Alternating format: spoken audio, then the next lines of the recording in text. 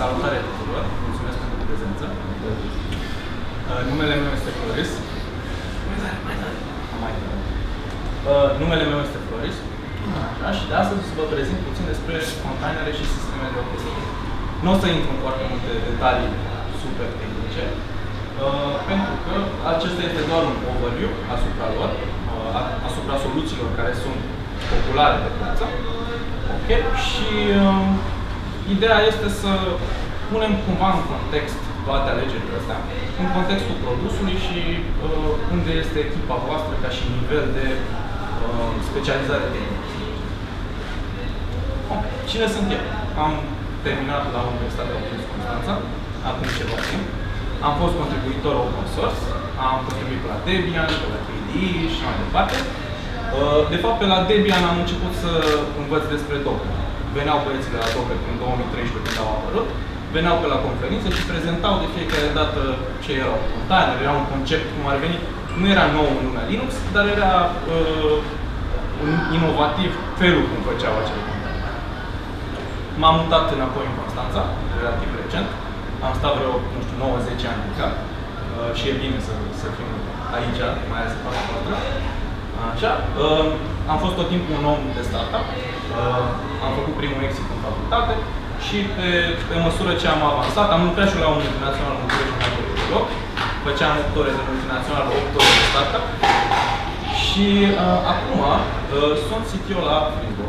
E un startup de aici în firmă. Valentina mi-a zis să vă povestesc puțin mai târziu. Okay. Înainte să începem să vorbim despre sisteme de orchestrare, trebuie să vorbim întâi despre ce este un container. Și definiția lui cea mai simplă, o aveți aici, este un proces sau grup de procese care rulează segregat față de restul proceselor dintr-un sistem de operare. Da? Rulează într-un container. De-aia se numește container. Și cele trei proprietăți ale unui container le aveți aici și toate sunt deja prezente la nivel de bază în kernelul de la Linux de ceva timp. De exemplu, separarea la nivel de disc, okay? Faptul că un proces poate să ruleze doar într-un anumit folder sau într-o anumită structură de foldere, aceasta, pentru cine știe mai bine Linux, e aceeași lucru. Exact aceeași chestie.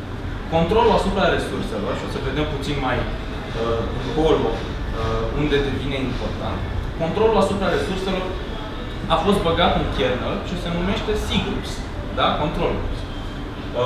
Iar managementul vieții procesului, adică containerul în sine, iarăși, există deja prezent și în mod tradițional se numește LXC. Da? Toate chestiile astea erau deja prezente.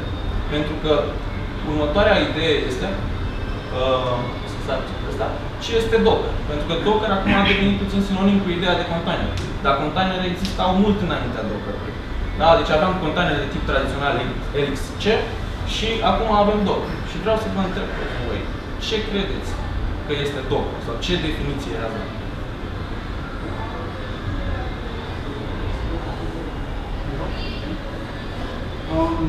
Este un sistem de virtualizare, într-un fel. Adică știu că el face alte sisteme în afară de Linux, virtualizează într-un fel sistemul ca să creeze totul în environment de Linux pe care îl rulează. Da, sigur. Eu știu când se zice merge pe mașina mea și will ship your machine, Docker e soluție. Da, e adevărat, e adevărat. Sunt definiții bune. Docker este doar sistemul, practic, care rulează container. Felix a nimerit-o pentru că pe alte platforme, da, virtualizează acel sistem pentru că majoritatea lucrurilor legate de container merg pe Unix stuff, așa, și de aia trebuie să virtualizeze efectiv procesul care rulează container și să virtualizeze tot file, sistemul, control, grupurile și așa mai departe. De asemenea, ne întoarcem puțin aici la timeline.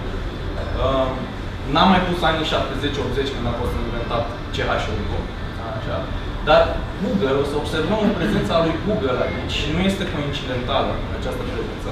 Și o să vedem când ajungem la sfârșit, când vorbim de Kubernetes, o să vedem de ce nu este coincidentală toată treaba asta.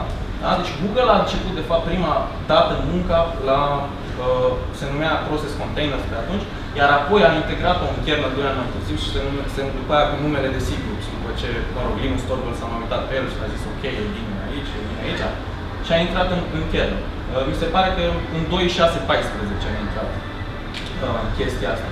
Câțiva ani mai târziu a apărut Docker, primul release public, și Docker se diferențiază față de LXC, deoarece are un focus bazat pe aplicații. Tu, în LXC, poți să faci, practic, e ca și cum ai avea un sistem de Linux și poți să faci cam ce vrei tu în el. În Docker nu prea poți să faci ce vrei tu. Ai o aplicație, un singur proces care rulează. Dar ambele sunt, să zicem, și containerele care rulează pe Docker și containerele LXC sunt tot containere. Ok. Și la un an după ce a apărut Docker, da, Google a început să transforme Borg, sistemul lor intern, precursorul Kubernetes, a început să-l open source-uiască puțin și au ajuns să facă astfel Kubernetes. Kubernetes, când a apărut, era independent de Docker. Și acum, ușor, pe cât avansează mai ales cloud-urile, Docker ca și runtime de containere dispare. Și o să explic puțin mai încolo și de ce se întâmplă chestia asta. Ok. Ajungem la, după ce avem definițiile astea clare în cap, ajungem la efectiv care este scopul acestei prezentări. Da? Să vă prezint sistemele de orchestrare. Pe piață există mult mai multe sisteme de orchestrare decât am pus aici. Astea sunt doar cele mai populare și cele mai accesibile de obicei echipelor de programatori. Mai există și soluții Enterprise și așa mai departe. Alea nu prea, să zicem, se știe așa de mult, vin cu anumite soluții mai fancy pentru a rezolva practic problemele pe care le ai în a le managui pe astea 3 de aici. Okay. Și o să vorbim despre Docker Compose, despre Docker Swarm și Kubernetes. Și vreau să văd un show of hands cine a folosit Docker Compose. Ok, bun. Docker Swarm? Nimeni. Kubernetes? 2 persoane. Ok. E bine, o să aflați cum puteți. Așa. Bun. După voi, care este cel mai bun sistem de orchestrare? Cel pe care îl cunoști. E un răspuns bun. Cel de care n-ai nevoie. Exact. Asta e răspunsul. Da? În momentul în care ajungi să faci un sistem de orchestrare, depinde foarte mult de expertiza echipei, de care sunt nevoile tale, care nu te apuci acum să faci Kubernetes când tu ai nevoie de un WordPress, nu? Nu prea are sens chestia asta. Ideea este că ele aduc complexitate. Când te gândești, mai ales din prisma produsului, da? Adică tu vrei să dezvolți un produs rapid, în momentul la orice dependență pe care o adaugi, tu o să trebuiască să o menții. Da? O să ai nevoie de expertiză pentru treaba asta. Și fiecare vine cu câteva ciudățeni. Adică fiecare e diferit. Și o să vorbim puțin acum despre Docker Compose. Bine, acum a început ca și proiect în Python, separat de Docker, a fost adoptat de cei de la Docker, iar acum de obicei este inclus în toate distribuțiile. Când dai apt-get install Docker, de obicei îți aduce și Docker Compose pe anumite distribuții. Da, pe anumite distribuții. Ok. E foarte simplu Docker Compose. De fapt, asta este și una dintre problemele. Este cel mai bun dacă ai, să zicem, un singur nod de management, câteva mici servicii acolo. Nu mai zice că este production ready, neapărat, pentru că nu vine cu neapărat un ingress controller avansat, trebuie să ți-l faci tu, trebuie să faci tot tu serverul ăla de Nginx proxy, acela Apache și mai departe. Adică trebuie să muncești puțin ca să-l aduci într-o stare ușor de management. Ok, am zis aici că nu ai nevoie de un registru neapărat. Pentru că am văzut multe echipe, mai ales tinere de produs, ce fac este iau un server, îi dau un git pull, Docker Compose build, ca să builduiască toate imaginile și după aia pur și simplu restartează tot. Dezavantajul aici, cel mai mare, în afară că poți doar să faci asta pe un singur nod odată, Dezavantajul aici este că nu ai opțiunile acelea de management mai avansate, pentru că când vrei un sistem de orchestrare, te aștepți la anumite lucruri. Autoscalare, deploy fără downtime și așa mai departe. Docker Compose nu are asta. Dacă cine face de aici PHP știe de mai de mult așa, vă amintiți vremurile când puneai prin FTP pe server nu fișierul de PHP. Da, ok. Aia e o soluție mai bună decât Docker Compose. Nu ai limite de resurse. Adică, într-un sistem mare, când ai de management foarte multe servicii, foarte multe containere, trebuie să fii foarte atent cu nodurile tale fizice, da? Nu trebuie să le omori. Practic. Docker Compose nu are aceste limite. Deci poate un singur serviciu, dacă ți-o ia razna, poate să ți-l omoare tot nodul și mi s-a întâmplat, nu este nimic frumos. Pe deasupra nu vine cu bells and whistles legate de monitorizare, logging și așa mai departe. Deci este destul de chior, dar este bun pentru început. Da? Măcar decât să nu ai nimic, dacă vrei să alegi să lucrezi cu containere, ei bine, asta este o soluție, să zicem, bună inițial. Da? Ales dacă nu ai expertiză, e foarte ușor de pick-up și adoptat de echipe, deci poți să îl adopți ușor și să începi ușor cu el. În afară de el, mai degrabă, eu recomand, de exemplu, echipele să înceapă, ok, să zicem că și-au făcut niște containere, da? Încep să lucreze cu Docker, ceea ce este bine, da? Să ai un build reproductibil este foarte, foarte bine.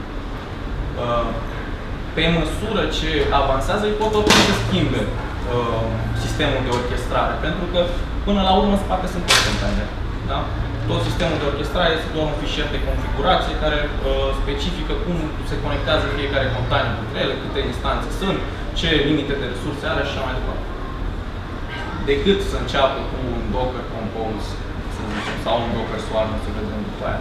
Mai degrabă sunt câteva soluții. Heroku, de exemplu, da? Are suport pentru containere. Poți să faci funcții lambda containere.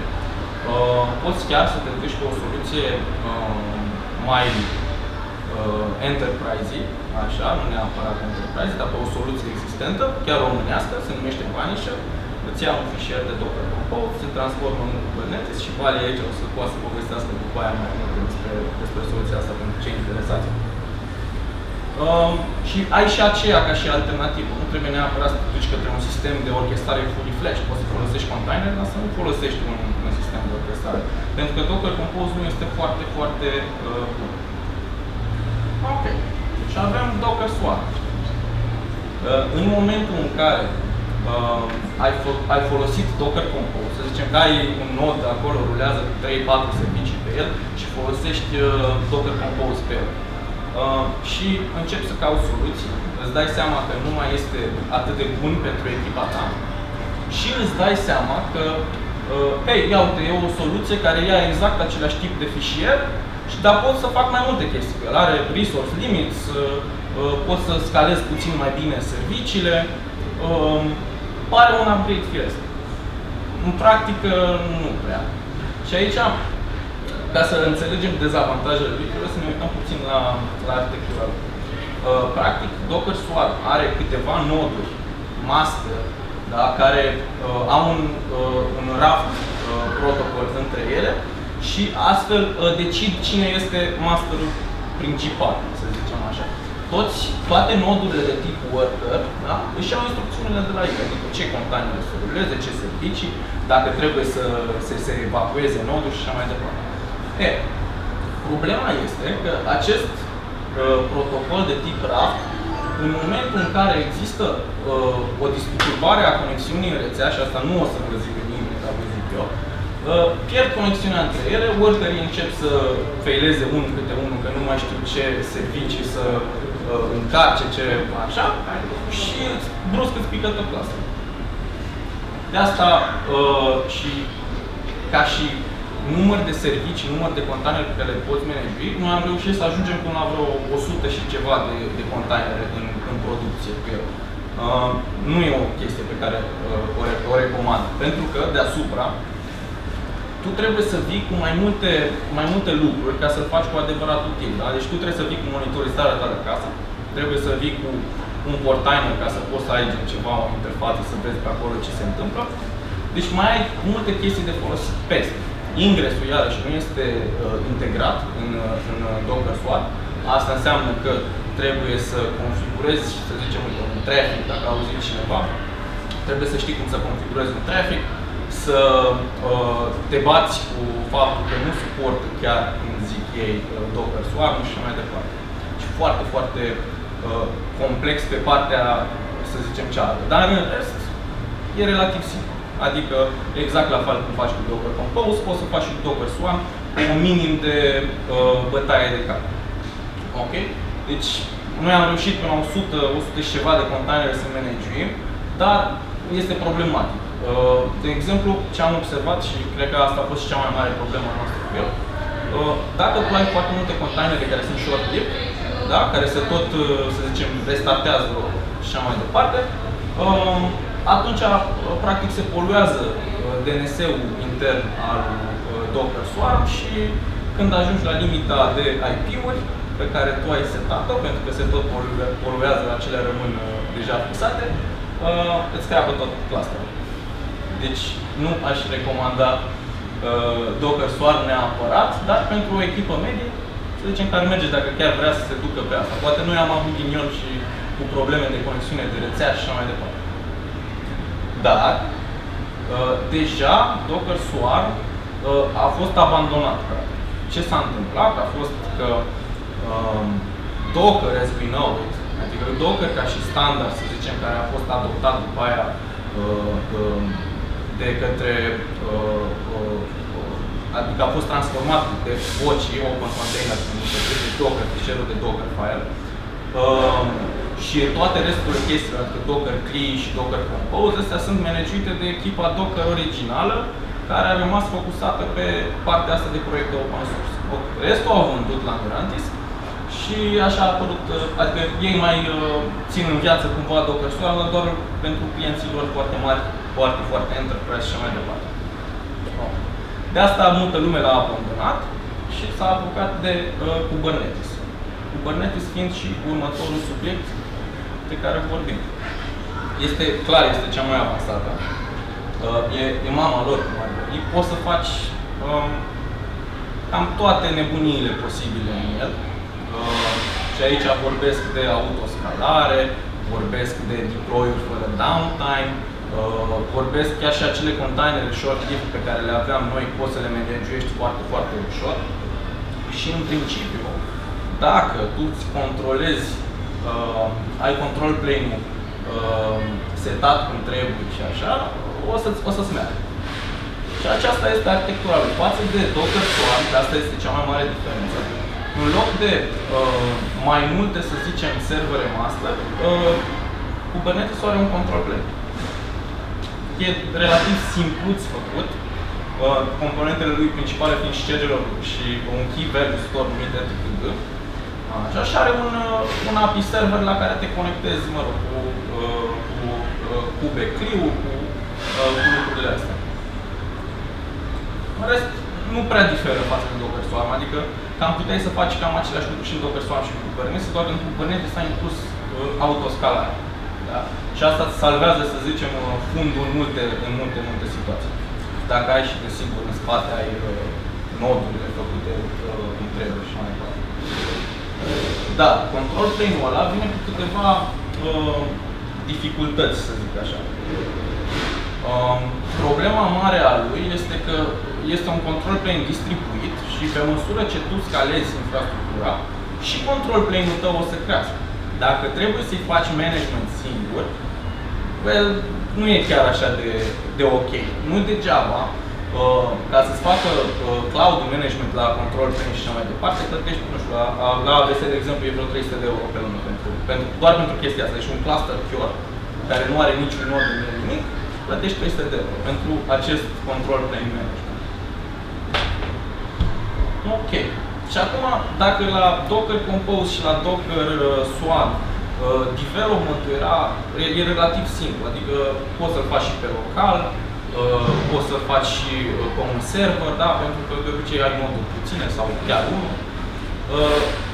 Pe Kubernetes lucrurile stau mai dificil, iarăși din cauza control plane-ului. În momentul în care tu ai, să zicem, o soluție, un microcase, un K3S, un mini kube, prin care tu poți să simulezi un cluster de Kubernetes local, acolo intervine problema. Dacă ești pe altă platformă, în afară de Linux, practic se virtualizează. Bine, acum VSL2-ul, de exemplu, acum suportă chestia asta relativ bine. Dar încă o să vedeți foarte multă degradare în performanță în momentul în care voi vă rulați cluster de Kubernetes pe Windows sau pe Mac sau pe ARM-ul acela care a apărut de la Apple.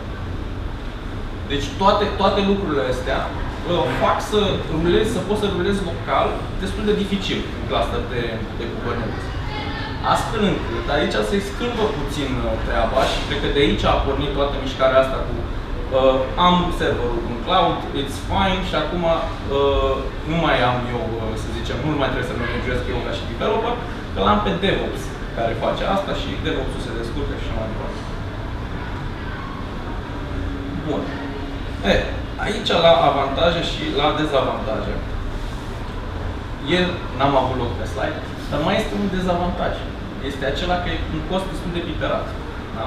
Deci nu numai costul de oameni este aici, ci este și costul efectiv gen în dolari, la cât costă toată infrastructura ta pe Kubernetes.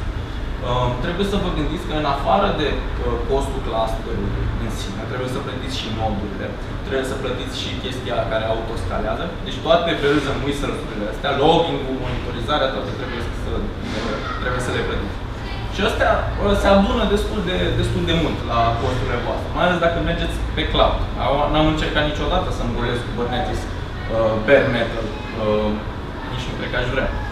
Dar pe cloud devin destul de scumpe lucrurile astea.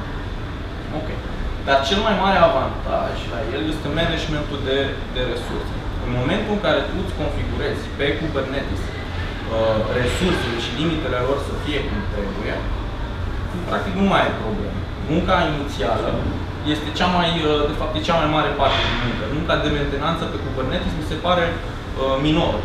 Adică nu prea ai treabă ce se întâmplă pe acolo, lucrurile merg, nu sună alarmele, e tot ok. Munca inițială, în schimb, pentru că tu trebuie să te gândești fiecare serviciu, fiecare container, fiecare task care îl rulezi în acel cluster, trebuie să te gândești, ok, care e limita lui de memorie, care e limita lui de timp de CPU. În momentul în care gândești asta, practic Kubernetes-ul te prinde dacă faci prostii. De exemplu, dacă un serviciu o ia razna, nicio problemă, îl închide, îl restartează automat, dacă îl setezi tu să se restarteze automat și o ia de la capăt. Chestia asta, mai mult, poți să faci rollback automat aici, deci este foarte, foarte avansat. De exemplu, dacă dai un deploy și ăla crapă în producție, adică posibilitatea cea mai mare aici este tu, dacă folosești Kubernetes, este tu să-ți dai seama, nu știu, după vreo oră, că îți dai seama, bă, dar stai puțin, că nu mi-a intrat ultima modificare, oare de ce? A făcut Kubernetes-ul automat rollback și ți-a salvat fundul. Da? Deci asta este cel mai mare avantaj din punctul meu de vedere. Dar, pe măsură ce, adică dacă te miști din cloud în cloud, o să vezi că sunt diferențe la ingress control, la multe lucruri pe Kubernetes sunt niște diferențe mici în implementări. Și cea mai mare diferență este runtime-ul care rulează efectiv container. Pentru că Kubernetes e un fel de controller care zice hei, nodule, tu fă aia, tu aprinde containerul ăla, tu stinge containerul ăla și așa mai departe. Ce se întâmplă când tu ai alt runtime? Lucrurile se schimbă și nu numai la nivel de performanță, ci și la nivel de ce poate fiecare imagine în parte să facă când o pui să ruleze într-un pod sau așa. Și fiecare cloud are acum, practic are alt runtime. Deci Google și-a făcut propriul runtime de Kubernetes. AWS-ul a păstrat Docker-ul, nu știu de ce. Cei de Azure iarăși folosesc alt runtime de Docker. Și s-ar putea să te trezești că o aplicație care ție îți mergea bine, de exemplu, pe AWS, o să mai merge bine pe Google Cloud. Dar fără să-i faci tu absolut nicio modificare. Din cauza complexității lui, adopția lui este micuță. Nu e la fel de folosit ca și Docker Compose. Da? Deci adopția lui este foarte greoaie.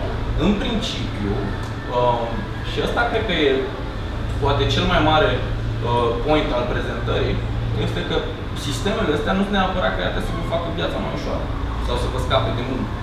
Ele necesită muncă ca să le ții în picioare, ca să le faci la început, necesită extrem de multă muncă și timp și bani de investit în treaba asta. De-aia am zis la început, mai bine e să nu ai niciunul decât să ai un Kubernetes pentru, nu știu, să-și câștige, n-ai nevoie de un app care procesează, nu știu, 100 de request-uri pe zi și tu îți faci un Kubernetes acolo și plătești 300-400 de euro pe lună pentru chestia asta. Nu are sens. Aici este și pointul de ce Google și-a băgat nasul, să zicem așa, și scrie Google pe toată treaba asta. Voi ca și echipe, ca și produs, adică șansele să fiți de scara Google sunt foarte mici. Din punctul meu de vedere, până ajungeți la Kubernetes cu echipa și cu produsul vostru, puteți să mă așteptați, nu e neapărat acum. Pentru că asta introduce multă complexitate. Apoi, nu te scutește de muncă de DevOps treaba asta. Pentru că aici acum Kubernetes, mentenanța e mică, e ok, mai păstrezi un om, să zicem, care știe și mai departe. Nu te duce, nu te scapă absolut de asta. De fapt, pe măsură ce tu ai din ce în ce mai multe containere de managuit în producție, să ai și staging, ai și alte lucruri, ai nevoie de din ce în ce mai mulți oameni pe DevOps. Da? Deci îți salvează viața când ești la o anumită scară. Altfel, te îngreunezi. Deci fiecare vine cu avantaje și dezavantaje și nu există o soluție magică. Trebuie pur și simplu să alegeți ce se potrivește pentru echipa voastră și unde sunteți în stadiul de dezvoltare al produsului. Asta vă mulțumesc.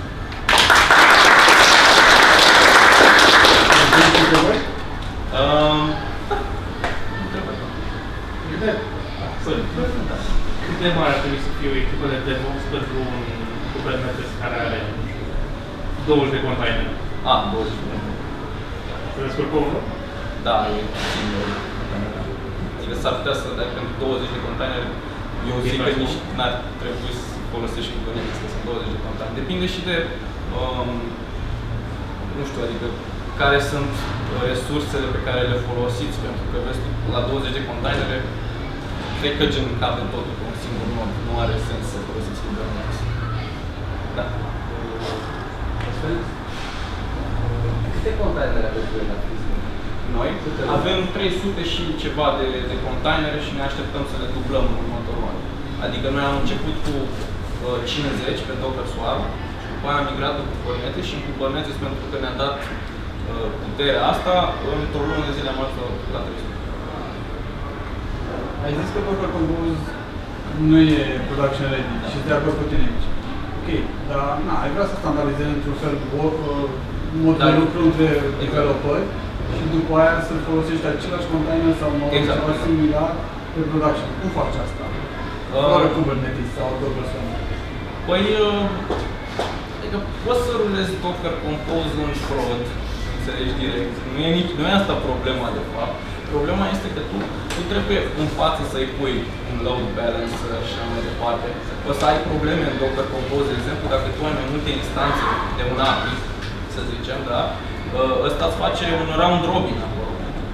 Știi, când vine request-ul, îți face round robin, știi? Poate nu vrei asta neapărat by default, știi? Poate vrei altceva. De aia trebuie să-i pui câteva chestiuni în față ca să-l faci mai hard sau așa. În principiu, dacă îl bagi într-un VPC și pui un router să față, ar trebui să fie... Ce încercam să întreb e dacă există altă soluție în loc de Docker Compose, dar mai există sau Kubernetes. Mai există, de exemplu, cei băieții de la partea de la Banice. Da. Deci e... Care se convertește în Kubernetes. Da, noi folosim Docker Compose. Deci iau o chestie, iau fișierul tot de Docker Compose și se managez. Nu mai ai probleme. Adică asta ar fi soluția, dacă nu e o balance de față și mai departe. Scrie pe un fișier. Binary Shell. Ziceai de control plan și crești complexitatea unei echipe de developeri. Dar nu crezi că lucrul ăsta s-ar schimba dacă adaugi o soluție de abstractizare precum Istio? Nu, ISPO este mai mult pentru ingres și egres. Ingrese pe partea de gateway, da. Poți să faci și management, poți să faci și trafic. Poți, dar control plane-ul nu e... Deci, control plane-ul într-un cluster de Kubernetes pur și simplu managește nodul. Te referi pur și simplu la partea de noduri. Da, acela este control plane. Speram că zici la Ce management. partea de ingres și așa mai departe, Kubernetes are suport by default pentru ingresuri. Și tu poți să scrii, adică poți să folosești orice ingres vrei tu. Istio este cel mai folosit într-adevăr. Mai este traffic, mai este Nginx, poți să-l folosești ca și așa. Poți să-l folosești în momentul în care te duci cu o soluție recomandată de cloud-ul tău, adică în AWS ai EKS, în Google ai Google Kubernetes sau cum se numește. În toate astea ai deja soluțiile gata integrate. Deci tu ai deja ingresul, ai deja... Te referi la management în general. Da, pe măsură ce ție-ți crește mărimea clusterului și control plane-ul acela fiind distribuit și el, trebuie să crească. Pentru că dacă tu lași un singur rod inputs cu 256 de mega de RAM, știu cum să ajunge, că la noi în echipă să ajunge la postul de $100.000 pe... Da, ceva de genul. Și să ajungi foarte repede. De-aia plătești la un cloud sau ceva să-ți facă management la...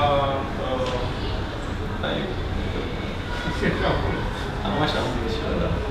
Noi rugăm pentru un proiect, un Azure amărât cu 3 resource groups și toate costurile sunt, adoră, 10.000 pe an, 3 doar pe an. Deci e bine.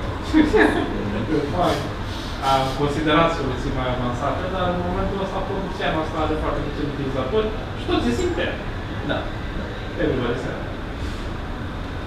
Apropo de costuri, costul e cauzat de licențe sau de compute? Nu ai nicio licență acolo. Sunt tot construcții. Deci totul este open, bine, da, e aproape totul, să zicem așa, e aproape totul open source, nu plătești licența. Dacă te duci, de exemplu, tu în AWS, sunt mai multe taxe.